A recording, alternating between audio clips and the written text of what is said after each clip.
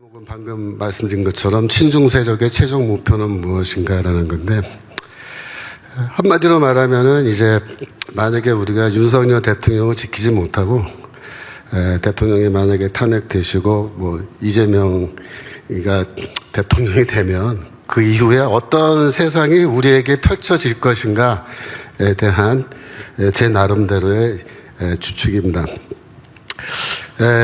학생 운동권이 과거에 멘붕에 빠졌던 두 가지 사건이 있습니다. 우리 학생 운동권은 크게 말해서 뭐 NL, PD 이렇게 말하는데, PD는 정통 막스 레닌주의를 따르는 그룹이고요.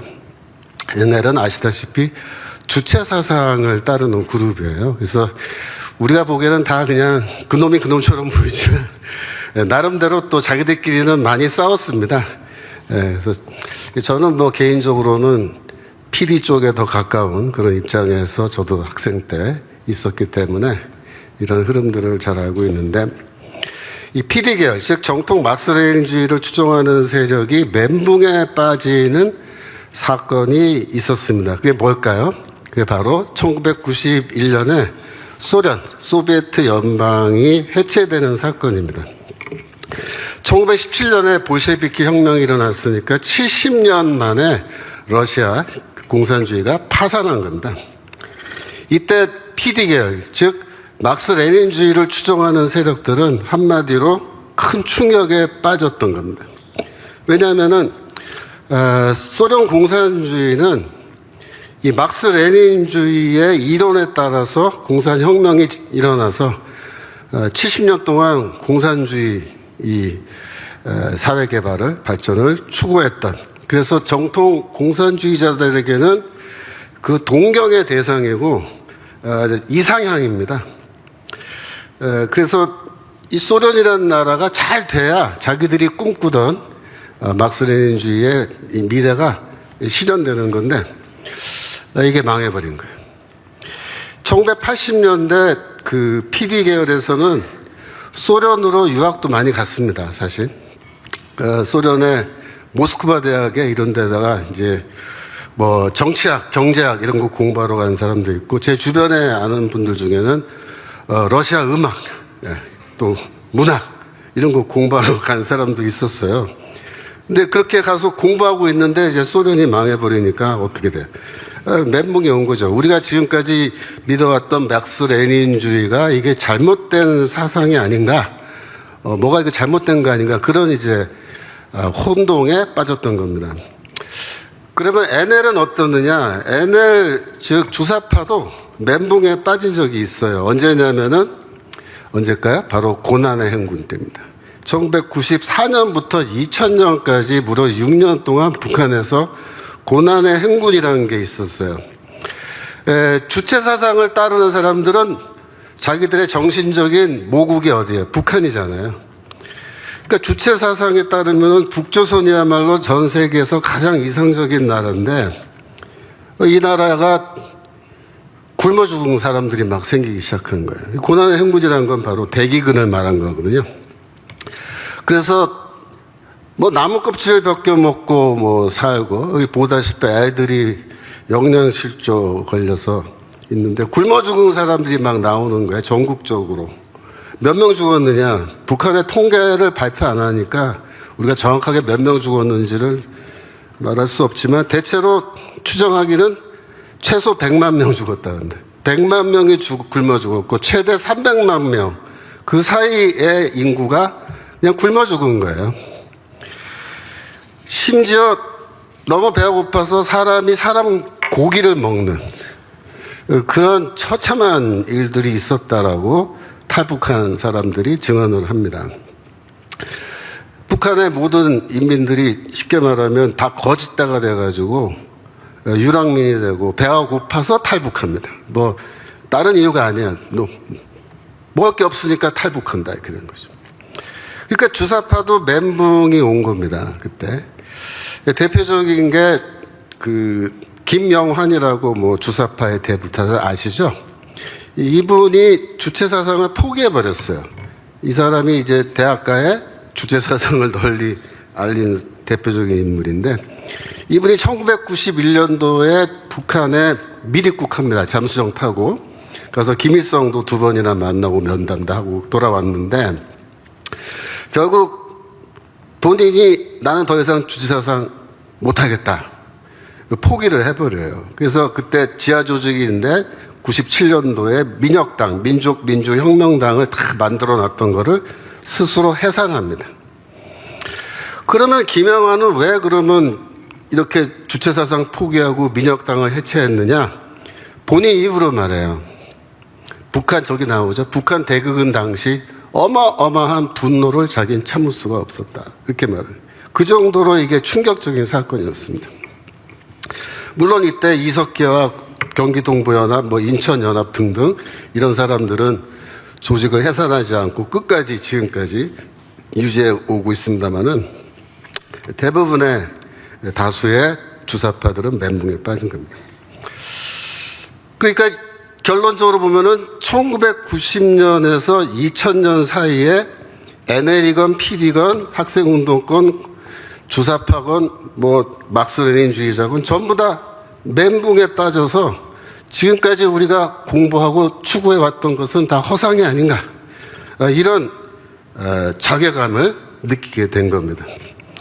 그런데 이들에게 새로운 희망을 주는 이제 변화가 일어나기 시작하는 겁니다. 그게 뭐냐면은 중국의 부상입니다.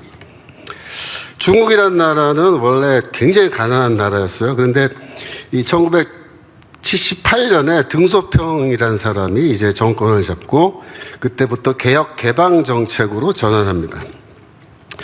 그래서 87년부터 본격적으로 대외 개방을 하는데 소위 말하는 경제 특구, 그러니까 중국 대륙의 바닷가 쪽의 땅을 이제 지정을 해서 경제 특구로 만들어서 거기에서 이제 외국인 투자를 받고 그래서 미국 같은 나라가 회사를 거기다 공장을 짓고 물건을 생산하고 이렇게 해서 경제 발전이 일어난 건데요.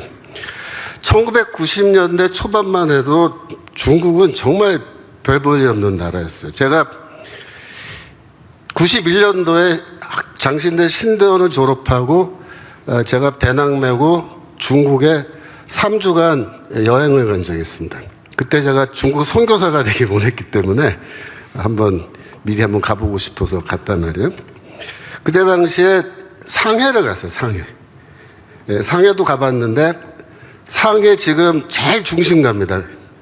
백화점이 있는 그 큰 중심가인데, 그 당시에 갔더니요, 지하철 놓는다고 길을 다 파재켜놓고 그랬는데, 상해에서 그 당시에 제일 좋은 백화점에 갔어요. 귀국할 때 식구들한테 부모님에게 선물할 게 뭐 있을까 해서 갔는데요. 1층, 2층, 3층 다 돌아다녔는데 살 게 아무것도 없어요. 진짜. 중국 백화점. 기껏 산 게 뭐냐면 여기 면 제품이 좋다 그래서 면으로 된 큰 수건 사갔어요. 되게 웃기죠.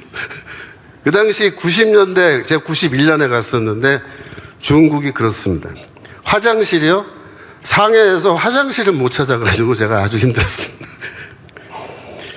그래서 91년도까지만 해도 세계에서 가난한 나라 밑에서부터 30개 나라를 뽑아라 그러면 중국이 여기 들어갔어요. 근데 드디어 90년부터 2000년 사이에 외국 자본이 이제 중국에 투자를 하고 공장을 짓고 경제 성장을 시작해서 중국이 후진국에서 탈출하는 건데요. 이 중국이 경제적으로 부상하는 모습을 보고 우리나라의 이 반국가 세력들은 중국이라는 나라에서 공산주의의 새로운 모델을 발견하게 된 겁니다. 2001년도에 중국이 세계 무역기구에 WTO라 그러죠. 가입합니다. 이게 무슨 뜻이냐면 원래 공산권 국가들은 이렇게 자유세계에 들어와서 자유롭게 무역을 할 수 없게끔 되어 있었는데 미국이 중국을 WTO에 가입시켜 준 겁니다. 중국을 개발도상국으로 인정해 주자. 개발도상국이니까 이제 우리 자유세계의 개발도상국으로 간주해서 들어와라. 그럼 어떻게 되느냐? 중국이 아주 마음껏, 그러니까 그동안에는 관세라든가 이런 게 굉장히 복잡한데 중국이 하여튼 자유세계 이론처럼 돼서 들어와서 마음껏 자기들이 만든 물건을 세계 시장에 다 팔 수 있게끔 그렇게 해준 거예요.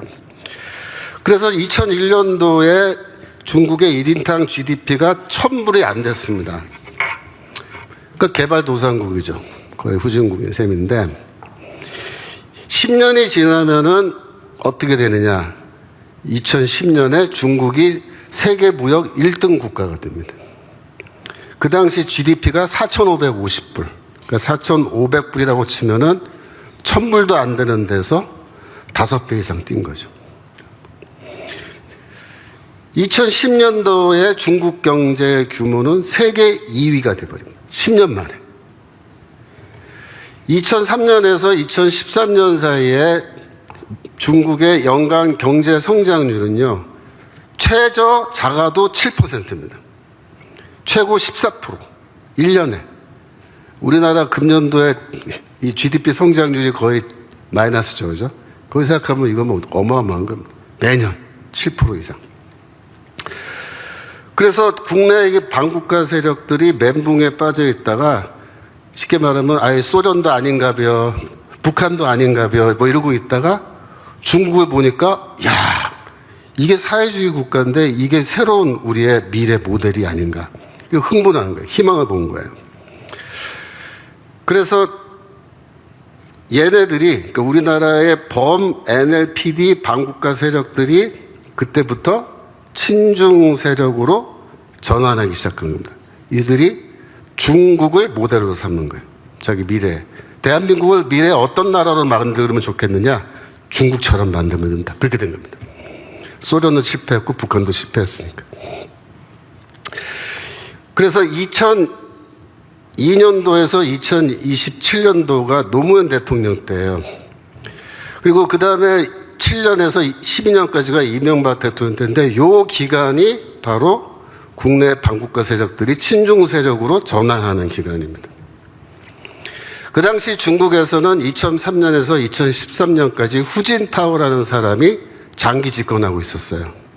근데 이제 후진타오가 물러나고 2013년부터 시진핑이 이제 딱 잡았는데, 그때부터 시진핑이 잡은 그때부터 이 국내의 반국가 세력들은 중국 공산당과 매우 밀접한 관계를 유지하면서 교류를 하기 시작하는 겁니다. 이 사람들이 그래갖고 쉽게 말하면 중국에 가서 중국을 공부한 거예요. 중국 공산주의가 어떻게 하고 있는가 공부한 겁니다. 중국 배우기 이런 게 이제 붐이 일어난 거예요. 쉽게 말하면 2005년도에 노무현 정권 때 이해찬 총리가 중국을 방문했습니다.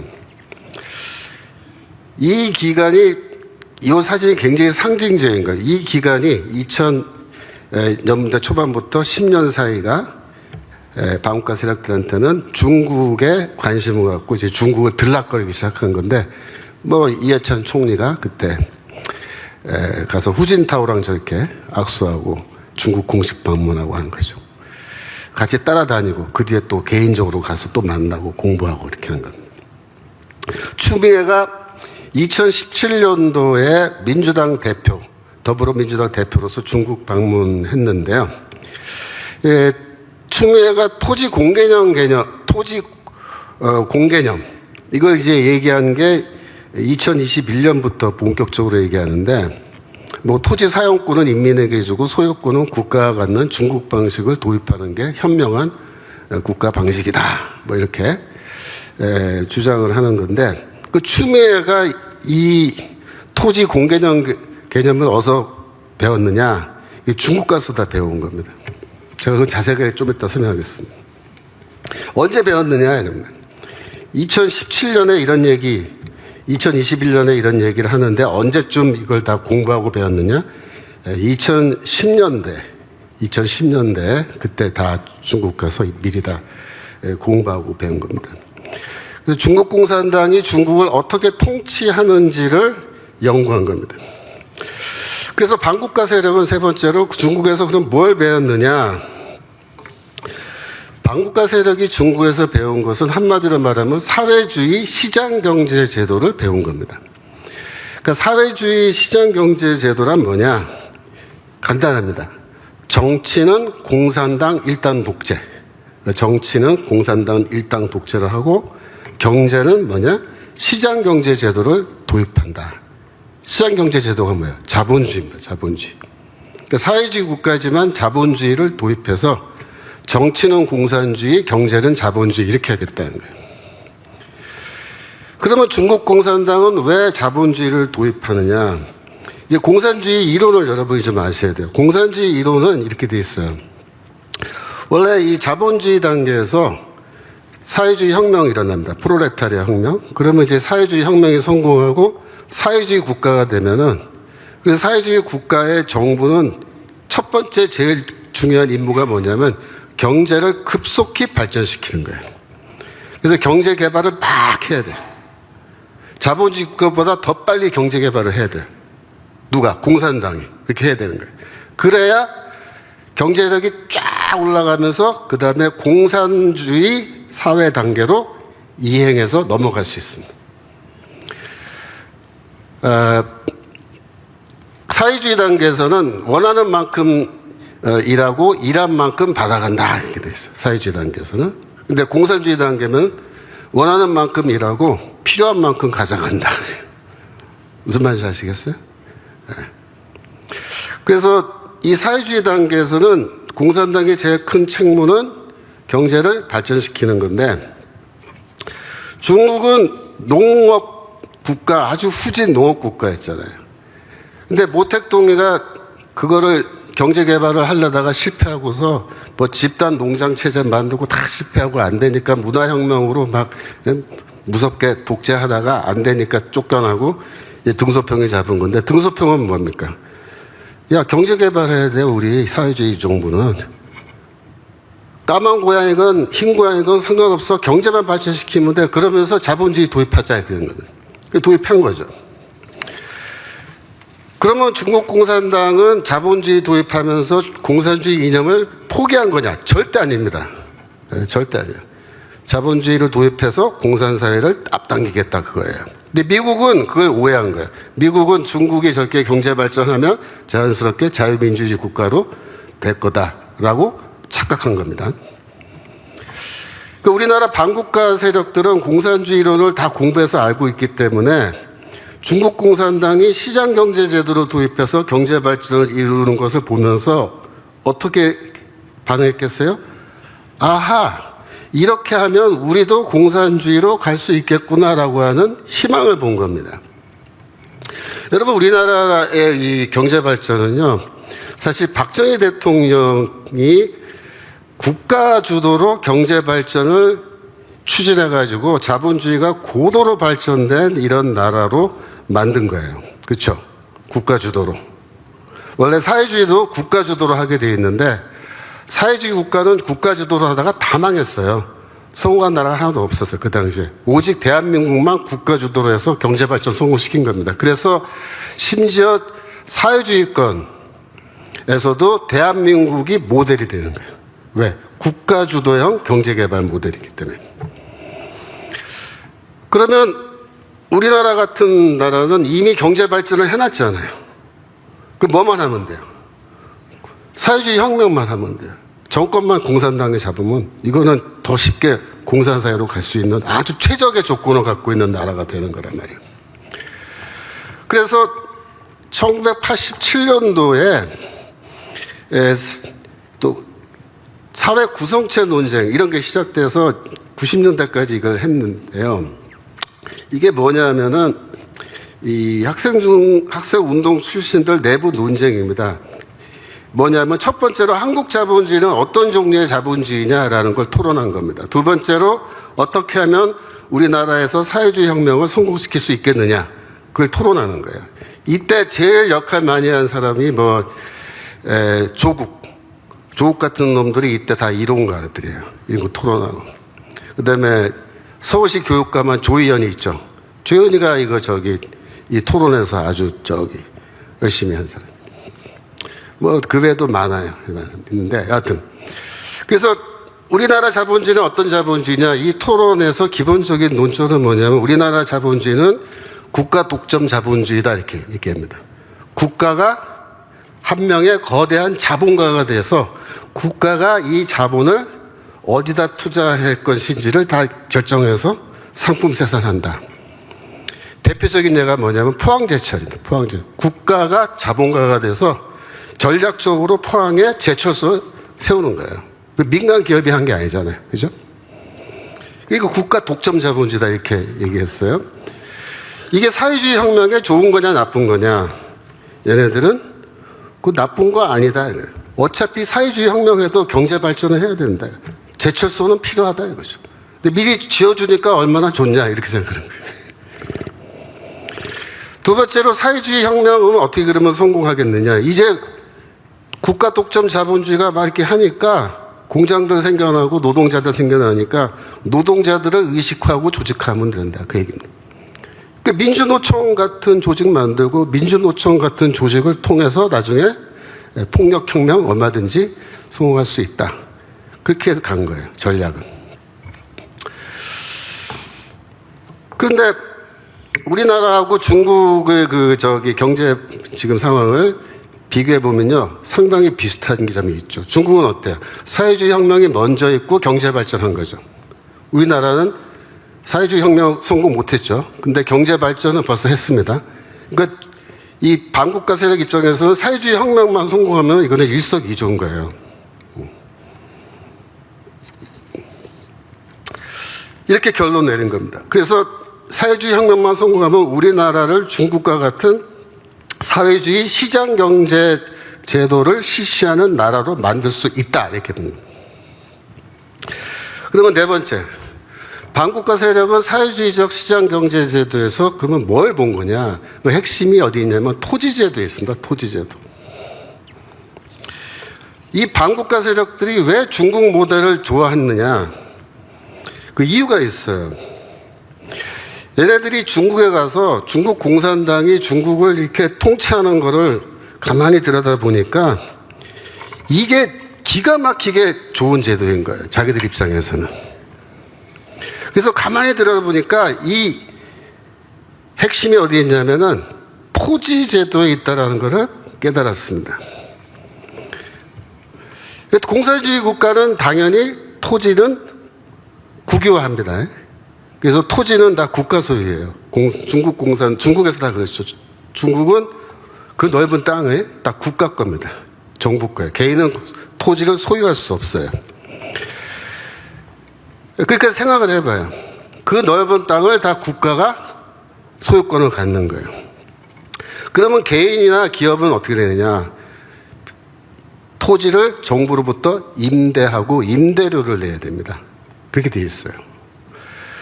그러면 등소평 때부터 개혁개방 정책하면서 외국 기업들 들어와서 투자하라 그랬잖아요. 그때 어떻게 하겠어요? 저기 지금 지도에 나오는 것처럼 남쪽이 첫 번째 단계고 두 번째는 북쪽으로 계속 올라가죠. 이렇게. 그게 다 개혁개방 정책해서 외국 기업들이 들어와서 투자할 수 있게 해놓는다는데 저기 지도에 저렇게 조그맣게 보여도 저게 어마어마하게 넓은 땅이거든요. 그러면 토지는 국가 거란 말이에요. 이 개혁개방 정책 와서 공장 지으라. 그 미국 기업이 와서 야 공장 짓고 싶다. 토지 좀 어떻게 임대해달라, 빌려달라는 거예요. 그러면 중국 공산당 입장에서는 어떻게 하냐면 그냥 불도저로요. 농토, 밭 이런 거 그냥 막 밀어놓고요. 몇 평 필요한데 이렇게. 얼마나 필요하다 그러면 그 평당 얼마인데? 이렇게 해서 임대료 받고 그 땅을 사용할 수 있게 해주는 건데 이게 부르는 게 값이에요. 사실 그 당시에. 그러니까 그 임대료를 저 넓은 땅을 다 임대해 주면서 국가는 뭘 받아요? 임대료 수입을 받는 게 어마어마한 액수를 받는 거예요. 예? 그 공사님은 할만하죠? 예. 이렇게 되면 그 돈이 물론 국가 거라고 하지만 실제로 그 돈은 다 누구 주머니에 들어가는 거예요. 쉽게 말하면. 중국 공산당 간부들 돈인 거예요. 그게. 그러니까 중국 공산당 간부들은요. 아무것도 안 하고 그냥 앉아서 땅만 빌려줘도 외국 기업에게 돈이 막 들어오는 거야, 이게. 돈잔치. 그걸 본 거야. 근데 거기서 끝나는 게 아니고, 이제 공장은 공장대로 빌려주고 이제 했잖아요? 공장 지었잖아요? 그러면 이제 경제가 발전되니까 도시개발이 시작된다고, 도시개발. 그러면 중국 경제가 이렇게 쫙 상승하면서 도시개발하는데, 이게 지금 심천, 광동성 저기 홍콩 바로 위에 심천 지구인데, 왼쪽에 사진 보세요. 아무것도 없어요. 그냥 바닷가에, 이제 어촌 마을이라고요. 거기 도로 이렇게 있고, 밭 있고 그런 거예요. 근데 저게 결국 어떻게 되면 오른쪽 그림처럼 어마어마한 빌딩 막 올라가는 큰 도시로 지금 개발이 됐잖아요. 그 아파트 짓고 상가 짓고 오피스 짓고 뭐 다 지은 건데요. 자, 그럼 어떻게 이걸 다 지을까요? 짓는 방법을 제가 알려드릴게요. 제가요, 심천지구의 공산당 당원으로 제가 소속돼 있는데, 제가 조금 지위가 그래도 남들보다 좀 높아요. 그러면 어떻게 하냐면, 뭐 예를 들어서 제 여동생 남편, 뭐 하고 내 남동생 누구든지 있는데 얘가 좀 애가 신통찮단 말이에요. 직장도 없이 놀아요. 할 일 없이. 얘가 좀 모자라. 그럼 어떻게 하냐면 불러가지고, 야, 너 개발공사 하나 만들어, 회사. 이렇게 하는 거예요. 그럼 시키니까 그냥 만들잖아요. 내가 다 도와줄게. 그 다음에 얘를 데리고 어디 가냐면 은행을 가요. 중국은행 가서 내 남동생인데 얘가 지금 개발공사 만드는데 요 앞에 도시개발해서 상가랑 아파트 좀 지으려고 그러는데 좋은 이자율로 해서 돈 좀 빌려줘. 그럼 빌려줘요. 뭐 크레딧 조사하고 그런 거 없어요. 공산당원이 빌려달라면 무조건 빌려주는 거예요. 그 다음에 얘 남동생을 데리고 어디 가냐면 시정부에 가는 거예요. 가가지고 내 동생인데 저 건너편에 저기에 지금 뭐 지으려고 그러는데 땅 이 정도 몇만 평 필요한데 그 임대료 좀 요율을 낮게 해서 한 30년 내지 50년 계약으로 임대 좀 해줘. 그런 거예요. 그럼 해줘요. 그럼 보세요. 땅 있죠? 은행에서 돈 빌렸죠? 그럼 건설업자 불러다가 지으면 되잖아요. 그럼 지어요. 지은 다음에 다 분양해서 팔죠. 팔면 다시 돈 들어오죠. 그 돈 가지고 은행빚 갚죠. 그 다음에 시정부에서 그 땅 빌려줄 때 싸게 해준 놈 있잖아요. 그러면 때 커미션 줘야죠. 그죠? 커미션 좀 주고 남은 돈은 다 누구 거야? 다 내 거예요. 내 거. 내 거. 그러니까 돈 한 푼 없어도요. 그죠? 돈 한 푼 없어도 그냥 돈을 맛볼 수 있는 거예요. 맛볼 수 있는 거예요. 그러니까 뭐 회사가 있어서 하는 게 아니에요. 그냥 너 회사 하나 만들어 도와줄게. 이렇게 다 하면은 되는데 내 남동생은 실제로 말하면 바지 사장이고 실제 사장은 나잖아요. 그죠? 그 돈 다 내 거죠. 그러니까 중국에서는 권력이 있으면 공산당 당원으로서 간부 계열 위쪽으로만 좀 올라가면 이걸 다 해먹을 수 있어요. 근데 그 해먹는 돈이 어마어마하게 해먹는 거예요.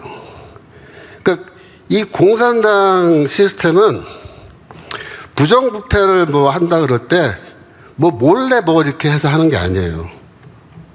그러니까 도시개발하면 이거 보세요. 여기 지금 건물 있죠. 이 많은 건물 누가 다 지은 거예요? 예? 상상을 해보세요. 저거 다 해먹은 거예요. 이렇게. 그러니까 경제개발하는 것 자체가 다 뭐예요? 몽땅 다 공산당원들이 해먹는 거예요. 우리말로 하면 그 부정부패죠. 그죠? 그러니까 이게 공산당들이 부정부패를 하는 거는 뭐 숨어서 이렇게 한 게 아니라 이 경제개발하는 과정 자체가 도시개발 자체가 다 부정부패고 다 해먹는 건데 제 말씀 이렇게 들으니까 생각나는 거 없어요? 있죠? 이재명의 대장동. 바로 생각나죠? 바로 그 얘기예요. 대장동 사건. 이재명의 성남시장 시절에 대장동에 5,900개의 아파트를 지은 겁니다. 성남도시개발공사를 만들어서 이제 짓는데 그 건설하고 수입이 생기는 경우에 성남시가 일부만 가져가고 나머지 이익은 몽땅 다 화천대유 천화동인 투자자들이 다 먹을 수 있게끔 그렇게 딱 디자인을 해서 도시 개발한 거예요. 그러니까 이 경우에는 한 명의 바지 사장이 다 먹는 게 아니고 여러 명의 사람들이 먹는 건데, 화천대유 천화동인 해봐야 몇 명 안 돼요. 거기 돈 집어넣은 사람들은 누구겠어요? 다 이재명이하고 친한 사람들이죠. 저도 좀 그때 알았으면요, 화천대유에 한 100만 원이라도 넣어놨으면 지금 제가 떵떵거리고 어디 그렇게 된 거잖아요. 그러니까 제가 그때 이 대장동 사건을 이렇게 보면서 연구를 해보니까 이게 전형적인 중국 공산당이 해먹는 거를 그대로 본 따서 해먹은 건데, 약간 변형은 뭐예요? 우리나라는 토지가 국가 소유가 아니기 때문에 따로 토지는 또 다른 방식으로 수용을 해서 또 싸게 했어요. 그리고 자기가 직접 한 명을 통해서 먹으면 표가 나니까 여러 명한테 나눠준 거예요. 이렇게 기가 막힌 거죠. 그래서 반국가 세력이 이 정권을 잡으면 우리나라는 어떻게 되겠느냐. 우리나라 전 국토를 다 대장동처럼 해먹는다고 생각하시면 됩니다. 우리나라가요, 아직 해먹을 땅이 많아요. 아직 개발할 데가 많다고요. 그러니까 해먹을 데가 많아요. 이쪽 동네도 그렇지 않아요? 신당도 이쪽도 재개발하면, 그죠? 중국 모델로 해먹으면 이거 얼마든지 해먹을 수 있어요. 대장동보다 이거 훨씬 교통도 좋고. 예. 그래서 중국 공산당 당원들은 그 간부들이 중국 국토 전체를 다 이렇게 대장동처럼 해먹은 거다. 그렇게 생각하시면 돼요. 여러분, 현재 중국의 아파트가 몇 채나 있을까요? 제가 얼마 전에 구글에 물어봤어요. 중국의 아파트가 몇 개나 있느냐. 6억 개가 있다고 대답이 나왔습니다. 근데 이것도요, 사실은 중국 정부에 통계가 없어요. 그 발표를 안 해요, 중국 정부가. 폭동 일어날까봐. 그런데 분명한 거는 뭐냐면, 지금 현재 지어놓은 아파트는 30억 명이 다 살 수 있는 규모의 아파트를 지어놓은 거예요. 여러분, 중국 인구가 몇 명이에요? 14억이라고 보통이에요. 14억. 그 14억이 전체 인구인데, 인구 대비 30억 명이 살 수 있는 아파트를 이미 다 지어놓은 거예요. 그 팔리겠어요? 안 팔리겠어요? 지금 상식적으로. 우리나라에서는 아파트 지을 때 최소한 수요와 공급이라고 하는 어떤 시장 원리에 따라서 아파트를 짓는데, 중국에서 아파트 지을 때는 수요와 공급이라는 원리에 따라서 짓지 않아요. 아무도. 어떻게 지어요? 해먹기 위해서 짓는 거예요. 해먹기 위해서. 예. 그러니까 해먹으려니까 여기 수요가 있건 없건 상관이 없어요. 일단 해먹는 거예요. 짓는 거예요, 일단. 그래가지고 전국토를 다 공산당 간부들이 이렇게 해먹으려고 하다가 보니까 이렇게 너무 많이 지어가지고 지금 어떻게 됐느냐. 그 다음 거 보여주세요. 유령도시가 생겨난 거예요. 유령도시. 예. 유령도시가 뭐냐면 아파트 지었는데 아무도 인간이 안 사는 도시. 왜 유령도시가 생겼느냐. 국가 권력이 다 해먹다 보니까 이렇게 된 겁니다. 지어놨는데 사람들이 사지도 않고 이게 안 팔리면 어떻게 될까요? 은행은 어떻게 돼요? 대출해 줬잖아요. 이거 누가 사줘서 다시 돈이 회수돼서 은행 빚을 갚아줘야 되는데 아무도 안 사니까 어떻게 돼요? 은행이 파산하는 거예요. 이거 다 짓다 만 거예요. 예. 아파트 짓다 만 것도. 건설 기업은 어떻게 돼요? 지었는데 돈 받아야 되는데 회수가 안 되잖아요. 건설 기업들 몽땅 다 파산하는 거예요. 그러니까 은행이고 건설 기업이고 다 파산하는데, 이게 공산주의 국가니까 국가 재정으로 그 마이너스를 다 채우고 지금 버티고 있는 겁니다. 우리나라 같은 상황이었으면 자본주의 국가는 벌써 은행들 다 문 닫고 건설회사 다 파산 나서 저거 다 끝장났어요. 그래서 지금 50여 개가 넘는 유령 도시들이 있는데 이거 지금 감당이 안 됩니다. 그러니까 중국 경제가 지금 왜 망하느냐? 뭐 여러 가지 뭐 경제학자들이 뭐 이런 얘기 저런 얘기 하는데 다 쓸데없는 소리고, 망한 이유는 바로 이거예요. 예. 국가가 갖고 있는 모든 자본을 필요하지도 않은 아파트에 다 때려 박아갖고 건설회사는 미친 듯이 막 짓다가 이제 와서 살 사람 없는 거 아니야? 그러니까 지어도 다 안 팔리겠네? 공사 중단. 다 나자빠지는 거예요, 지금. 전국 톨 다 이렇게 해먹은 거예요. 여러분들, 우리나라가 중국 같은 나라가 되면 이 더불어공산당 국회의원들, 하다못해 보좌관들, 시도 당협위원장 뭐 할 거 없이 이 인간들이 뭐예요? 다 해먹는 거예요. 다 해먹는 거예요. 네. 얘네들이 전라도라고 안 해먹을 것 같습니까? 네? 인정사정 안 봐줘요. 경상도고 전라도고 필요 없어요. 다 해먹는 거예요, 앞으로. 그러니까 중국에 제가 그때 한 10년 전에도 가서 사람들 만나서 그 중국교회 목사들하고도 얘기해보고 해보면은 뭐라 그러냐면 막 가슴을 치면서 막 분노해요. 뭐라고 얘기하냐면 한국 같으면 여기 동네 동사무소 직원 있죠. 동사무소 직원이 해먹는데 심지어 동사무소 직원까지 해먹는데 동사무소 직원이 얼마 해먹냐면 100억 이상을 해먹는데요. 우리나라 돈으로 환산은 100억 이상. 그러니까 동사무소 직원이 100억을 해먹으면 그 위에는 얼마나 해먹겠어요. 조금 이따 제가 그것도 말씀드릴 거예요. 그래서 얘네들이 이 사회주의적 시장경제제도를 보면서 이게 토지제도의 핵심이 있구나 하는 거를 딱 깨달은 거예요. 그래서 그 다음 거요.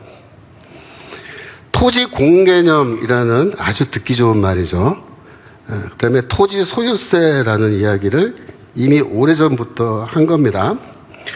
추미애가 2017년 더불어민주당 당대표 시절에 토지 공개념을 주장하기 시작했어요. 2021년도에 추미애가 뭐라고 했냐면은 헌법 개정할 때 토지 공개념 이거를 포함해야 된다. 그렇게 얘기해요. 그 말이 뭐야? 국가 토지 소유제로 갈 수 있도록 헌법 개정해야 된다. 그렇게 얘기한 거예요. 그러면서 종합부동산세를 국토보유세로 전환해야 된다. 그렇게 주장했습니다. 국토보유세는 뭐냐면 너 우리나라 땅을 네가 소유하고 있어? 그럼 너 세금 내. 그 얘기예요. 그러니까 토지를 보유한다는 거는요. 여러분들 아파트 사시잖아요. 대부분. 그죠? 아파트 사시면 아파트도 토지를 보유한 걸로 보는 겁니다. 그거 다 토지로 보는 거예요. 공중에 떠 있다고 토지 아닌 거 아니에요?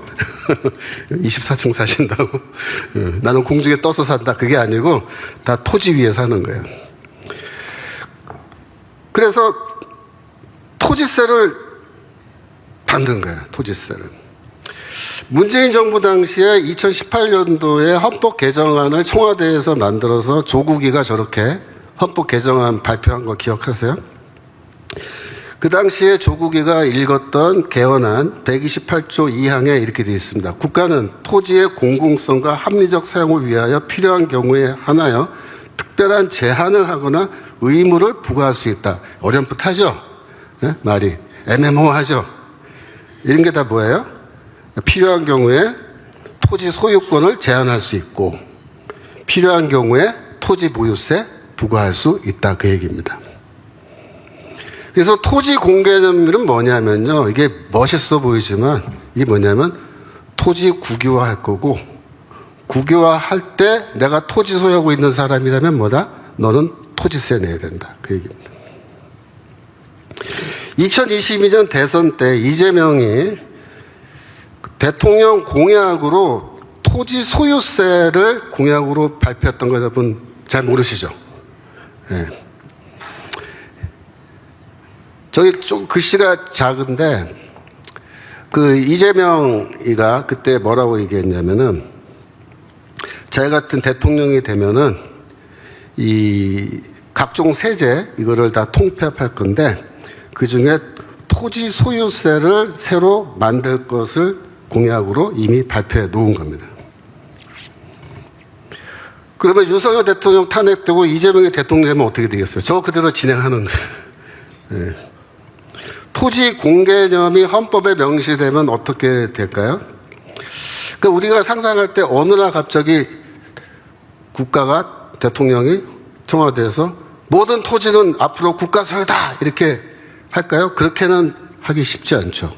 그러니까 얘네들도 그걸 알아요. 그렇게 하면 난리 날 거를. 그러니까 어떻게 하냐면 교묘한 방식으로 이제 설명하면서 실제로는 토지 국유화와 똑같은 그런 일을 하는 거예요. 그래서 기본소득형 국토보유세 신설. 감사합니다. 저거 그 얘기예요. 근데 윤 대통령은 뭐라 했어요? 토지세 그런 거 안 한다. 종합부동산세도 폐지한다. 자, 이렇게 어떻게 하느냐? 이렇게 하는 거예요. 자, 이재명이가 대통령 됐다. 그러면 당장에 모든 토지는 국가 거야. 이렇게는 안 한다 그랬죠. 그러면 어떻게 하냐면 이렇게 하는 거예요. 여러분들 토지 소유했기 때문에 토지세 내셔야 돼요. 이렇게 얘기해요. 근데 토지세를 얼마나 내냐면 예를 들어서 여러분들이 1평당 한 평 소유할 때마다 뭐 한 달에 10만 원 내야 된다. 토지 소유세를. 그렇게 할 것 같으면 만약에 지금 우리나라에도 국가 소유 땅 있잖아요.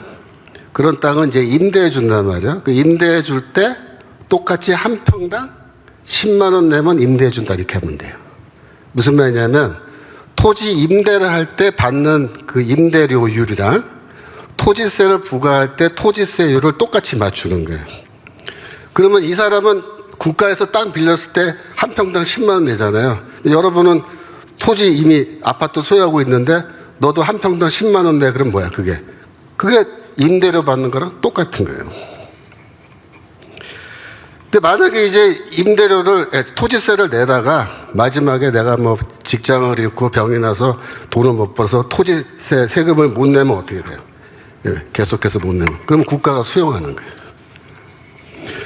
아파트건 가옥이건 뭐 창고 건물이건 토지건 뭐건 자녀에게 유산으로 넘겨주려고 하면은 상속세 세게 때리죠. 상속세 못 내면은 그건 어떻게 되겠어요? 국가가 수용하는 거예요. 그러니까 이런 식으로 하면 시간은 걸리겠지만 시간이 지날수록 차곡차곡 어떻게 돼요? 조금씩 토지 국유화가 진행되는 거예요. 그래서 이재명이 말하는 토지 공개념, 국토보유세 이런 게 사실 무시무시한 거예요. 무시무시한 얘기. 이게 그냥 뭐 저런 게 있나 보다 그럴 게 아니에요. 이 뭐냐면 우리나라도 중국처럼 사회주의 시장경제제도 하겠다 그런 말입니다. 그래서 이 반국가 세력은 대한민국 전 국토를 다 이렇게 이제 해먹을 수 있다 그랬죠. 근데 더 기가 막힌 게 뭐냐면요. 반국가 세력이 이제 남한을 다 이제 장악하고 이렇게 해먹은 다음에 뭘 하냐면 남북 통일을 해요. 남북 통일. 통일하는데 이 남북 통일할 때 김정은이가 주도권을 갖고 남북 통일을 하면 대한민국은 북조선 같은 나라가 되는 거예요. 근데 반대로 남한의 친중 반국가 세력 주도로 남북 통일을 하면 어떻게 될까요? 얘네들이 중국의 도움을 받아서 김정은이를 어떻게 한 방에 날려버린 거예요. 보내버린 거예요. 그래서 얘네들은 친중, 그러니까 중국의 힘을 이용해서 김정은이를 제압하고 우리가 남북 통일을 하면 어떻게 되겠어요? 북한 땅 전체가 다 반국가 세력이 접수하는데 북한 땅은 지금 현재 어차피 국가 소유로 돼 있단 말이에요. 아무도 그걸 반항을 안 해요. 이거 내 땅이라고 주장할 사람이 아무도 없어요. 그러니까 김정은이만 날려버리고 딱 통일해버리면 북한 땅 전체를 다 해먹을 수 있습니다. 어떻게 해먹느냐? 중국 해먹은 거랑 똑같이 해먹어요. 어차피 평양 빼놓고 북한은 전 국토가 지금 허허벌판이잖아요. 그죠? 그러면은 뭐 쉽게 말하면 그거예요. 미국, 유럽, 일본 등등 와서 여기서 공장 지으라. 공장 지어라. 북한의 노동력은 싸다 이거죠. 근데 땅 필요하죠? 어디? 임대해 주는 거예요. 중국의 해먹으랑 똑같아. 그래서 경제 발전되면은 북한도 도시 개발해야 되잖아요. 항만도 새로 지어야 되고 도로도 닦아야 되고 하는데 그건 어떻게 다? 그거 다 해먹기 시작하는 거예요. 누가? 반국가 세력이. 공산당이 중국 공산당이 해먹었던 것처럼 더불어공산당이 이거 다 해먹을 수 있는 거예요. 어이가 없죠. 그러니까 여러분 생각해 보세요. 여러분이 만약에 그렇게 해먹을 수 있다 그러면은 지금 기분이 어때요? 흥분되죠. 이야, 막 군침이 침이 줄줄 흐르지 않아요? 저거 언제 해먹을 수 있나? 빨리 통일했으면 좋겠다. 김정은이 날리고 우리가 해먹자. 그죠? 그러니까 그 생각만 하면 막 지금 가슴이 뛰고 막 군침이 돌면서 정신이, 어떻게, 빅 돌죠. 지금 그래서 이놈들이 다 미친 거예요. 제정신이 아닌 거예요. 그러니까 다 해먹을 생각에 민주당이고 사법부고 헌법재판소고 이 사람들이 여론이 대통령 지지율이 50% 넘어간다고 눈 하나 깜짝할 것 같아요. 이거 해먹어야 되는데. 여러분 같으면 포기하겠어요? 대통령 지지율 겨우 50% 넘었다고 해서? 눈 하나 깜짝 안 해요. 그래서 이 윗대가리들이죠. 속된 말로 윗대가리. 지도부. 그러니까 지금 간부급에 더불어공산당의 간부급에 해당하는 그 모든 사람들은 민주노총이고 뭐고 간에 물불 안 가리고 밀어붙여야 된다. 지금 기회는 이때다. 윤석열 날리고 잡고 그러면 전국 도를 다 대정동 같이 해먹고 나가서 통일만 되면 저 북한 땅 다 해먹고 그 말은 좋죠. 북한을 자유화하고 북한을 경제 개발해야 되니까 한다. 그래서 얘네들은 뭐 생각하냐면 북한을 중국과 같은 나라로 만들면 된다. 그게 무슨 뜻이에요? 사회주의 시장경제제도로 해가지고 우리가 다 해먹을 수 있다. 그래서 통일 후에 북한 그 토지 문제에 대해서 얘네들이 벌써 이제 연구서 이런 거 책들 나왔는데 뭐라고 그래요? 중국의 토지 정책과 북한 뭐 이래 제목이. 북한 토지 개혁을 위한 공공토지 임대론. 그러니까 북한 땅 이제 북한을 만약에 통일하면 우리는 토지 문제를 어떻게 할 거냐. 이승만 대통령이 했던 것처럼 토지 개혁해서 사람들에게 토지를 나눠줘야 됩니다. 북한 주민한테도 실제로. 그들이 실제로 토지를 소유할 수 있게끔 최대한 도와주고 해줘야 돼요. 물론 뭐 전체를 다 할 수는 없겠지만 하여튼 그렇게 해주고 이렇게 해서 그 사람들도 남한처럼 똑같은 소유제도, 자본주의, 시장경제제도를 가지고 쭉 올라오게끔 도와줘야 되는데 얘네들은 그 생각 없어요. 거꾸로 가요. 얘네들은 북한은 어차피 국가 토지 소유제도니까 중국 같은 시스템을 만들고 그걸 미리 만들어 놓고 그 다음에 남북한을 합칠 때는 어떻게 돼요? 남한까지도 사회주의 시장경제로 몰고 가면 된다. 중국 공산당이 얼마나 해먹었느냐. 이게 이제 부패 끝은 어딘가. 중국 공무원 집에서 46조 원 상당의 금과 현금이 발견돼. 그러니까 이제 공무원이에요. 공무원이란 말은 이 사람이 그 다음 아래쪽에 아마 나올 텐데 이 사람이 누구냐면은 하이난성이 어디냐면 해남도 있죠. 해남도 중국 그 남쪽에 섬 하나 있어요. 조그만 섬. 해남도의 하이코우라고 하는 또 조그만 도시예요. 그 도시에 당위원회 서기입니다. 서기. 장치라는 사람인데 이 사람이 해먹은 게 46조예요. 금괴 보세요. 금괴. 노란 게 다 금덩어리예요. 그러니까 우리가 이렇게 보기에는 뭐 저기 시골에 조그만 도시 뭐 시장도 아니고 시장 말고 그 공산당 당석이니까 하여튼 시에서 서열은 뭐 5손가락 안에 올라가겠죠. 그죠? 그런 사람인데 그 정도만 해도 46조 해먹은 거예요. 그러니까 그 위로 올라가고 그 아래로 내려가면 얼마나 해먹었는지 여러분 상상이 되시죠? 어마어마하게 해먹은 거예요. 그러니까 빈부격차라는 게 중국 공산당의 이 빈부격차는 어마어마한데 절대로 다수의 인민들을 위해서 뭐 하는 거 없습니다. 이거 다 해먹고 끝나는 거예요. 이해찬이가 20년 집권론, 그죠? 5년은 금방 간다. 그래서 더불어공산당이 최소한 20년은 집권해야 된다. 왜 20년 집권해야 되죠? 그래 해먹을 수 있어요.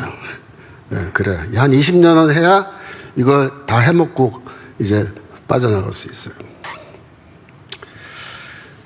여러분, 그래서 얘네들은 북한, 남한 모두 다 중국과 같은 나라로 만드는데 뭐예요? 사회주의 시장경제 제도인데 그게 뭐냐? 전국토로 다 해먹는 거다. 그렇게 생각해요. 전국토로 다. 누가? 공산당 당원들이. 윤석열 대통령을 못 지키면은 대한민국은 중국의 속국이 된다. 그 말도 맞아요. 틀린 말 아닌데. 근데 이것보다 더 안 좋은 건 뭐냐면 대한민국이 중국과 같은 나라가 되어버리는 겁니다. 이게 진짜 더 심각한 문제죠. 그래서 그 다음 거 6번. 이 반국가 세력은 사회주의 혁명 없이도 대한민국을 접수할 수 있는 방법을 구안했다. 그건 뭐냐면 아까 말씀드린 것처럼 이미 경제 발전은 다 돼 있잖아요. 그러니까 사회주의 혁명만 하면은 얼마든지 우리나라도 살기 좋은 공산주의 국가로, 공산 상태로 갈 수 있는데, 이 과정에서는 폭력적 유혈혁명이라 그러죠. 프롤레타리아 혁명.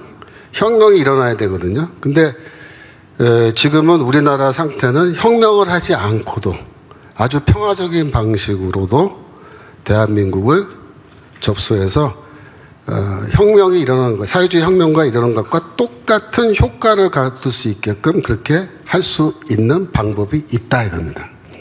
그 방법이 뭐겠어요? 그 방법이 지금 뭐냐면은 선거를 할 때, 그러니까 민주주의는 게 선거잖아요.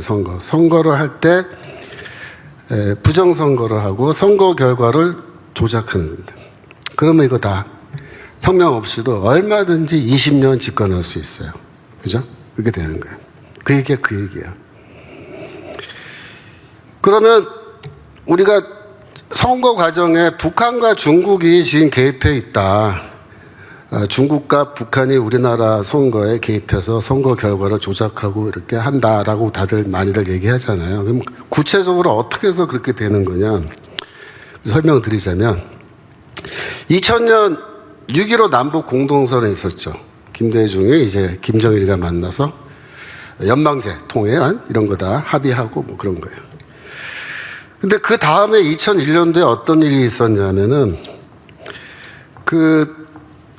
중국 단동이 어디냐면 압록강 건너편, 신의주 건너편에 있는 도시예요. 그 단동에 그 회사를 하나 만드는데 남북 합작으로 회사를 만들어요. 김대중 대통령 시절이죠. 그러니까 2000년 6.15 남북 공동선언 나오고 바로 그 다음에입니다. 무슨 회사를 만드냐면 중국 단동에 하나 프로그램 센터라는 거를 만들어요. 하나 프로그램 센터. 김대중과 김정일이가 같이 만든 남북 합작 IT 회사입니다. IT. 컴퓨터 프로그램 만드는 회사예요. 그래서 단동에는 하나 프로그램 센터라는 게 있고 한국에는 하나 비즈니스닷컴에 있는데 이게 같은 회사예요. 그럼 남한에서 주문을 받아요. 주로 소프트웨어 만들어 달라는 주문을 받아요. 그럼 이거를 어디다 보내냐면 단동에 있는 그 회사에 보내는데 그 회사에 가면은 누가 있냐면 북한에서 파견한 33명의 이 소프트웨어 프로그램 개발하는 전문가들이 거기에 있는 거예요.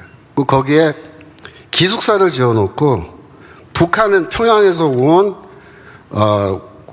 프로그래머들이 거기서 상주하고 있으면서 주문이 오면 거기서 프로그램을 만들어서 한국으로 보내서 파는 거예요. 이해되시죠? 근데 이게 문제인 거예요. 그러니까 왜 문제냐? 남한에서 회사에서 프로그램 소프트웨어 만들어 달라 그러면 거기 단둥에 보내서 북한 전문가들이 프로그램 잘 만들어서 받아서 돈 받고 팔면은 누이 좋고 매부 좋고 뭐 문제냐 이렇게 생각하시죠. 이게 왜 문제가 되냐면요. 이 회사가 좀 이따 설명드리겠습니다만 결국 나중에 중앙선거관리위원회 선거 소프트웨어 프로그램 만드는 회사로 들어오는 거예요. 이 회사가. 그러면 어떻게 돼요? 이 회사가 문제가 있는 거죠. 문제가 있는 거예요. 네. 2006년에 다산 인터넷이라는 회사가 이 하나비즈, 한국에 있는 회사를 인수하니까 자동으로 단둥에 있는 회사도 같이 인수하는 거죠. 그래서 다산 인터넷이라는 회사가 이제 남한에 있는 회사인데 이 다산 네트워크는 나중에 다산 그룹이 돼요. 다산 그룹. 그래서 다산 그룹은 이 다산 네트워크에서 시작되는데 이 다산 네트워크는 이 단동에 있는 회사까지 다 각 소유하고 있는 거예요. 그런데 이 회사가 다산 그룹이라는 회사가 또 왜 문제냐면은 이 회사를 통해서 중국 자본이 이 다산 그룹으로 들어와요. 근데 이 다산 그룹이 나중에 제가 말씀드리겠지만 중앙선거관리위원회 소프트웨어를 개발해서 제공해주는 독점적 계약관계를 갖고 있는 회사가 되는 거예요. 이 다산 네트워크라는 회사가 2004년도에 지멘스라는 회사에 팔려요. 지멘스는 독일 회사인데 여러분 노키아라는 핸드폰 옛날에 아시죠? 조금은. 그 핸드폰 만드는 회사가 지멘스인데 망했죠. 노키아 핸드폰 다 이미 오래전에. 이걸 누가 인수하냐면요. 중국 화웨이가 인수합니다. 그 지멘스라는 회사는 화웨이랑 거의 같은 회사라고 보면 돼요. 그러니까 지멘스라고 쓰고 화웨이라고 읽으면 돼요. 거기 보이죠? 지멘스 화웨이 써 있잖아요. 파란색으로 지멘스. 독일어니까 지멘스라고 읽어요. 근데 거기 앞에 지멘스라는 회사인데 앞에 서 있는 사람들 얼굴 보세요. 독일 사람 한 사람 있어요? 독일 사람 한 사람도 없죠. 다 중국 애들. 그 화웨이 회사야, 이게 화웨이. 그래서 2004년도에 화웨이가 지멘스를 통해서 다산 네트워크를 인수하는데 4년이 지난 2008년도에 다산 네트워크를 다시 이 남민우 회장이라고 하는 원래 그 회장한테 사장한테 도로 팔아요. 근데 파는데 얼마에 파냐면은 원래 구입했던 가격의 반값에 팔아요. 이게 무슨 뜻이겠어요? 무슨 뜻이겠어요? 자, 장 목사님이랑 저랑 이렇게 있는데 장 목사님이 돈이 많은데 내 회사를 사겠다 그랬어요. 그죠? 얼마 팔았냐면 10억에 팔았어요. 내 회사를. 10억. 팔고 나는 10억을 받았어요. 근데 4년 뒤에 나를 찾아와서 야, 저기 회사 다시 안 살래? 그런 거예요. 그 4년 사이에 회사는 더 커졌어요. 그러면 돈을 더 비싸게 불러야 되잖아요. 근데 얼마에 주실 건데? 그랬더니 그 5억에 줄게. 그런 거예요. 10억에 팔았는데 다시 사래요. 5억에. 그럼 나는 사요, 안 사요? 사지. 내가 바보예요? 반값에 다시 사면 나는 얼마 이득 본 거야? 5억 이득 받고 회사는 더 크니까 훨씬 더 이득 본 거잖아요. 근데 이런 거래가 있습니까? 원래? 정상적인 거래에서? 이거 정상적인 거래가 아닌 거예요. 비정상적인 거래란 말이에요. 이게 무슨 뜻이냐면은 장 목사님이 나한테 이렇게 하는 거예요. 야, 내가 이 회사 원래 10억에 네가 나한테 팔았잖아. 내가 5억에 다시 팔 텐데 너 사. 그 대신에 어떻게? 앞으로 내가 시키는 대로 할래? 그럼 나 사요, 안 사요? 산단 말이에요. 그 얘기예요, 지금 이게. 그래서 이 다산 네트워크라는 회사를 다시 한국 남민우 회장이라는 사람한테 반값에 팔을 때 이게 특혜를 준 거예요. 그러면 어떻게 되겠어요? 이 회사는 겉으로는 한국인이 사장인 회사지만 실제적으로는 화웨이가 뒤에서 시키면 시키는 대로 다 도와주는 회사가 되는 거예요. 그게 된 거예요. 2011년도에 다산 그룹은 핸디소프트라는 회사를 인수했어요. 근데 이 핸디소프트라는 회사는 원래 뭐 하는 회사냐면 우체국에서 사용하는 그 소프트웨어 개발해서 이렇게 제공해주는 회사였는데 이게 뭐 망했던 거를 다시 사가지고 거기에 누구를 사장으로 임명하냐면 이상산이라고 전 한동대 교수예요. 한동대 컴퓨터학과. 이 사람이 누구였냐면 아까 단동에서 처음 세웠던 회사였죠. 하나프로그램센터. 거기에 사장으로 갔던 사람이에요. 거기 사장이 이제 이 다산그룹으로 와가지고 거기에 핸디소프트라는 이 프로그램 회사의 사장으로 취임한 건데 이 회사가 지금까지 뭘 했냐면 우리나라 정부 부처에서 사용하는 소프트웨어를 개발해서 다 납품한 겁니다. 자, 그럼 보세요. 이 회사가 아까 말한 하나그룹에 들어가 있는 회사인데 아까 하나그룹은 화웨이 영향을 받는 회사라고 그랬죠. 근데 이 회사에서 뭘 만들어요? 정부 각종 부처에서 사용하는 모든 프로그램을 만들어서 공급해줘요. 쉽게 말하면 중국 화웨이 회사가 우리나라 정부에 저기 사용하는 프로그램 다 만들어서 그거 해준 거예요. 그럼 그게 무슨 뜻이에요? 네. 상상에 맡기겠습니다. 여러분 상상에. 네. 그래서 2017년도에 다산그룹의 핸디소프트라는 그 회사가 한국전자투표라고 하는 이 시스템을 개발해요. 이게 뭐냐면 온라인으로 전자투표를 하는 거예요. 그러니까 전자투표는 쉽게 말하면 종이에 이렇게 투표하는 게 아니고 이 컴퓨터 화면에서 이거 툭툭 누르면은 이제 나는 누구 찍는다 이게 투표가 되는 시스템인데 이걸로 해서 우리나라 정당에서 대통령, 국회의원 후보라든가 각지요, 이거 경선할 때 K투표 시스템으로 다 경선하게 돼 있어요. 근데 이 K투표, K보팅 시스템이 아까 말한 그 핸디소프트, 거기서 개발한 거예요. 그래가지고 이 프로그램을 중앙선거관리에 독점적으로 소프트웨어를 제공하는 그런 계약 관계에 있는데 이 K보팅, 한국전자투표 시스템이 지금 뭐 외국에서 부정투표 했다고 난리 난 그 나라들에서 사용한 프로그램이 바로 이 프로그램이에요. 그러니까 이런 프로그램들이 전부 다 크게 보면은 중국 화웨이 밑에 있는 화웨이의 영향권 안에 있는 다산그룹 안에 회사들인데 그 회사들의 시스템이기 때문에 중국 공산당이, 화웨이는 원래 중국 공산당 기업이거든요. 화웨이 같은 기업은 민간 기업 아닙니다. 공산당 간부들이 다 소유하고 있고 국가기업이라고 봐야 돼요.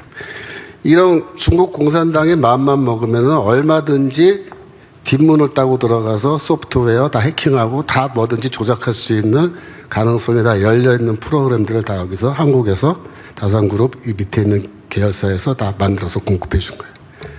그러니까 이 모든 전 세계에서 일어나는 부정선거 전자투표 시스템 모든 문제의 원인이 어디 있어요?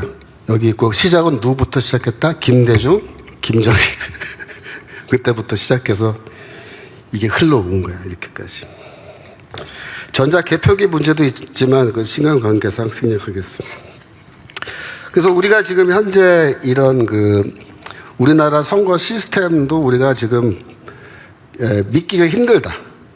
굉장히 투표 결과에 대한 조작 가능성이 항상 열려 있고 믿기 힘들다라고 말한 이유는 이러한 역사가 있기 때문인데 그런 부정선거의 배후에 중국과 북한이 있지 않겠느냐라고 의심할 수밖에 없는 지금 정황에 있는 겁니다. 그래서 이걸 조사해야 된다. 이거 조사해야 된다. 이걸 다 까고 조사해야 되고 대체 프로그램이 어떻게 개발되어 있으며 이걸 다 전문가들이 분석을 해서 특별히 우리나라 선거뿐만 아니라 외국 선거에까지 이게 다 영향을 줬기 때문에 이런 문제들을 우리가 자세히 조사해서 진실을 밝혀내야 된다. 그 다음 거요. 지금 미중 전쟁 속에서 북한과 대한민국의 이제 미래의 선택인데요. 이미 전쟁은 시작됐습니다. 그 미국과 중국 사이에 지금 제일 첨예하게 붙은 분야가 반도체랑 AI예요. 근데 이 전쟁에 지금 대만도 사실 저기 지도에는 안 나와 있지만 대만도 지금 원래 포함되어 있거든요. 근데 대만은 지금 그 사이에 굉장히 발빠르게 움직여서 미국 쪽으로 쫙 붙어버렸어요. 그 TSMC라는 반도체 회사 알죠? TSMC라는 회사를 그 사이에 대만 정부가 엄청나게 키운 거예요. 왜 이게 전쟁의 본질이 반도체인데 대만의 TSMC라는 회사를 반도체 회사를 크게 키워놓으면요 미국이 대만을 포기할 수 없을 거다 이렇게 생각하는 거예요. 그래서 TSMC가 지금 파운드리 시장 점유율이 52.9%, 삼성은 뭐 얼마 안 되죠, 그죠? 적게 돼 있어요.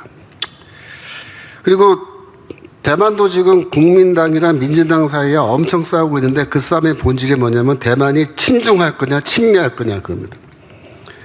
민주당 지금 현재 정부는 우린 친미다. 친중 안 한다 절대로. 이 사람이 지혜로운 거는 이제 그 선거제도 장난 못 치게 선거 때 수개표하고 현장 투표하고 현장 개표하고 다 아시죠? 이렇게 해서 하니까 대만은 지금 거의 정리가 끝났어요. 뒤집기 힘듭니다. 친미로 딱 붙은 거예요. 우리는 어떻게 되냐, 우리. 그게 문제인 거예요. 우리는 어느 쪽에 서야 되느냐, 아까. 북한하고 러시아가 군사동맹 작년에 맺었죠. 그래서 이게 왜 문제가 되냐면은 북한은 지금 이미 핵탄두는 개발했는데 ICBM, 그러니까 미국을 공격할 수 있는 대륙간 탄도미사일을 아직 완성 못했어요. 왜 완성 못했냐면 이게 로켓이 대기권 바깥으로 나갔다가 다시 대기권으로 진입할 때 이 미사일 앞부분에 마찰 때문에 공기와의 마찰 때문에 엄청난 열이 발생하는데 그 열을 견딜 수 있는 금속으로 이 앞부분을 해놔야 대기권을 다시 뚫고 들어와서 목표물 때리는 거예요. 근데 북한에 이 마찰을 높은 온도를 견딜 수 있는 그런 금속이 없어요. 북한이 금속학이 이 금속공학이 아주 제로라고요. 근데 러시아는 있어요. 러시아는 이미 대륙간 탄도미사일 다 만들었으니까. 그러니까 이제 저 북한이랑 러시아가 군사동맹 맺었을 때 더구나 저쪽 우크라이나에 북한 부대 막 보내고 했으니까 반대급부로 러시아에게서 뭘 받아낼 거냐 할 때 제일 걱정되는 거는 미국 입장에서는 뭐예요? 대륙간 탄도미사일 탄두에 끼워 넣는 특수금속. 러시아가 제공해주면 이 게임 끝나는 거다 이렇게 보는 거예요. 두 번째로 핵잠수함. 핵잠수함은 소음이 나지 않기 때문에 거기에 핵무기 실어가지고 태평양 지나서 저기 로스앤젤레스나 샌프란시스코 앞에 딱 갖다 놓으면 끝나는 거예요. 근데 아직 북한이 핵잠수함 기술이 없어요. 근데 러시아는 갖고 있어요. 그러니까 러시아가 핵잠수함 만드는 법 가르쳐주면 북한이 배워서 만들어서 글로 가져가 버리면 미국도 지금 꼼짝 못할 수 있어요. 그래서 트럼프 대통령 이제 취임했는데 트럼프의 정책은 간단합니다. 뭐냐면 북한을 친미 국가로 만드는 거예요. 북한을 친미 국가. 앞으로 그렇게 될 거예요. 조건이 뭐냐면 너희가 원하는 대로 다 해줄게 이거예요. 트럼프는 뭘 원해? 내가 다 해줄게. 근데 두 가지 조건이야. 대륙간 탄도미사일 다 폐기하고 앞으로 만들면 안 되고 핵잠수함도 만들면 안 돼. 그 대신에 핵탄도 만들어 놓은 거는 우리가 인정해 줄게. 그렇게 가는 거예요. 왜냐하면 지금 동북아시아에서 또 대만에서 전쟁이 일어날 가능성이 큰데 미국 입장에서는 북한을 최대한 중국과 러시아로부터 떼어놓는 거예요. 미국 쪽으로 땡겨놓는 거예요. 러시아도 중국과 떼어놓는 거예요. 중국을 고립시키고 전쟁 안 하고 중국을 말려 죽이는 게 이게 트럼프 전략인데 그런 과정 속에서 북한을 떼어내려면 지금 북한의 핵무기를 폐기하라 이렇게는 못해요. 핵탄두는 우리가 안 건드릴게. 그 대신에 대륙간 탄도에 만들어서 우리나라, 미국 공격하는 거는 안 된다. 그러니까 이제 김정은이는 행복한 고민에 지금 빠져 있는 거예요. 중국에서는 또 야, 미국 말 듣지 말고 우리 말 들어 이러면서 또 막 할 거 아니에요? 그러니까 이제 누구 말 듣는 게 나한테 더 좋나 이러면서 고민하는데 이제 북한이 어떤 선택을 할지 우리가 잘 봐야 되죠. 그럼 우리는 어떻게 하면 좋겠어요? 지금 이 상황에서는요, 우리가 전쟁을 피하고 평화를 유지하는 길이 있어요. 이게 뭐냐면은 우리가 한미일 동맹을 강력하게 지지하고 이거를 무너뜨리는 세력, 한미일 동맹 무너뜨리는 세력하고 맞서 싸우는 거예요. 이제 윤석열 대통령이 사실 뭐 잘못한 것도 많아요. 솔직히 윤석열 대통령 저도 꼭 지켜야 됩니다. 우리가 윤석열 끝까지 생명 걸고 지켜야 됩니다. 이렇게 말하지만 솔직히 제 마음속에서 윤석열이 다 잘한 건 아니죠. 잘못한 것도 좀 있어요. 인사 이런 거는 완전히 진짜 한동훈을 어떻게 법무부 장관 시키고 국힘당 대표 시켜가지고 이 난리를 만드냐고요. 근데 그런 생각은 좀 밉죠. 밉지만 그래도 지금은 뭐예요? 대통령이 잘한 거 하나 있어요. 제일 잘한 게 뭐예요? 한미일 동맹을 굳건하게 해놓은 거. 이게 제일 잘한 거야. 이거 하나로 나머지 잘못하는 거 좀 용서해 줘야 돼요. 그래서 윤석열 대통령을 우리가 왜 지켜야 되냐면 한미일 동맹을 우리가 지켜야 되기 때문에 이 삼각공조 깨지면 끝납니다. 예. 전쟁 나요. 정말. 그래서 평화를 지키는 길은 지금은 무조건 지금은 한미일 공조하고 미국과 손잡고 북한도 미국이 이제 중국하고 떼어내면요. 그건 우리 입장에서는 미국이 핵탄두 인정해 주는 게 좀 가슴 아프죠. 그죠? 우리에게 위협이 되니까. 하지만 지금은 별 수 없어요. 지금은 당장에 전쟁을 피하기 위해서 일단은 트럼프가 그렇게 하면은 이해를 하고 뭐 넘어가고 그 다음에 우리가 그러면 핵무장을 하느냐 안 하느냐 그럼 그 다음 문제 우리가 고민을 해봐야 되는 거고. 그래서 이렇게 가는데 지금 옛날에 얘네들이 그러니까 반국가 세력이 북한에 자꾸 퍼주면 평화가 유지될 거다 이렇게 얘기했잖아요. 지금은 퍼져도 평화 유지 안 됩니다. 지금은 평화를 유지하는 길은 뭐예요? 한미일 공조, 한미 동맹을 지키는 건데 그거를 지킬 때 핵심이 뭐냐? 윤석열 대통령을 우리가 다시 대통령직에 복귀시키는 겁니다. 그래서 지금 이렇게 우리가 노력하는 거예요. 만약에 이걸 지키지 못하면 어떻게 되느냐? 진짜 파국이 올 수도 있다. 저는 그렇게 봅니다. 지금이 뭐냐면 골든타임이에요. 골든타임. 지금 골든타임인데 솔직히 말씀드릴게요. 저도 언젠가는 이 반국가 세력과 마지막 최후의 일전을 벌일 거라고 생각을 했어요. 그거 한 번 붙어서 싸우지 않고는 저쪽도 안 되거든요. 그러니까 우리가 한 번은 마지막 싸움을 해야 된다고 생각했는데 저는 언제라고 생각했냐면 윤석열 대통령 임기 끝날 때쯤 2027년쯤 아마 최후의 결전이 있을 거다. 그렇게 생각하고 저도 그냥 살았어요. 이게 빨리 올지 몰랐어요. 그 시간이. 근데 지난 12월 3일 날 계엄령 딱 터지면서 우리는 예상하지 못했는데 최후의 결전의 순간이 너무 빨리 확 앞으로 다가와 버린 거예요. 우리 잘 준비도 안 돼 있는데. 하지만 지난 2달 동안 우리 너무 잘 싸웠습니다. 우리 애국 세력들이 너무나 잘 싸웠고, 뭐 광화문에서, 뭐 인터넷에서 우리가 너무 잘 싸워서 생각했던 것보다 너무 좋은 성과를 많이 거둬낸 거예요. 지금 솔직히 말하면. 성적을 매기자면요, 거의 A 학점. 우리 2달 동안에. 그런데 이제 정말로 윤석열 대통령 지켜내고, 우리 자유민주주의 지켜내고, 한미동맹 지켜내면 A 플러스 받고 이제 끝나는 거예요. 그래서 이제 끝까지 지켜야 되는데 요게 이제 함정 하나가 있어요. 함정 하나. 요거 뭐냐면 요거만 말씀드리고 마칠게요. 이 내각제 개헌 지금 얘기하는 사람들이 있어요. 국힘당에서 뭐 또 여기저기서 내각제 개헌하자는데 내각제 개헌이 본질이 뭔지 말씀드릴게요. 내각제 개헌은요 중국이 제일 좋아하는 거예요. 왜 그런지 아세요? 중국은 우리나라의 친중 정부가 영원히 서 있기를 원하는 거예요. 근데 정권이 왔다 갔다 하면요. 친중, 반중 막 이렇게 되잖아요. 대통령 선거하면. 근데, 내각제 하면요. 그게 없어져요. 내각제는 국회의원들끼리 뭐 이기건 지건 간에 야당, 여당끼리 알아서 내각 만들고 수상 뽑고 이렇게 해서 하는 거예요. 국무총리 중심으로 이렇게 할 때는. 근데 이렇게 하면요. 왜 좋냐면 중국은 국민의힘에도 친중파 있고 더불어공산당에도 친중파 있기 때문에 누가 이기건 상관이 없어요.